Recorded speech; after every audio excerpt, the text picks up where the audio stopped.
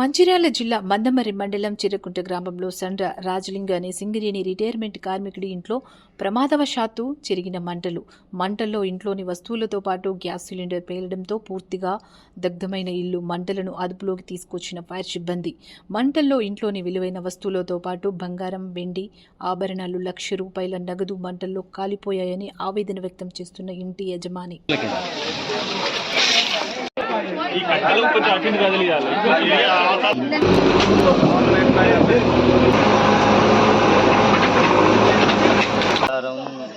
దేవుడి కాడికి పోతాను, మందారికి చేరుకోసరికి ఈ ఫోన్ వచ్చింది. ఫోన్ వస్తే ఇట్లా ఇంటి కాడికి పోతుందని అదే రిటర్న్ వచ్చేసరికి మొత్తం ఇల్లు కాలిపోయింది. ఇంట్లో బీరువాలో ఉన్న బంగారం, వెండి, పట్ట, పాత బుక్కులు, death certificate, post office bond paper 5 లక్షలు, 10 లక్షలు, భూముల పట్ట బుక్కులు, లోపల డెత్ సర్టిఫికెట్, స్టడీ సర్టిఫికెట్,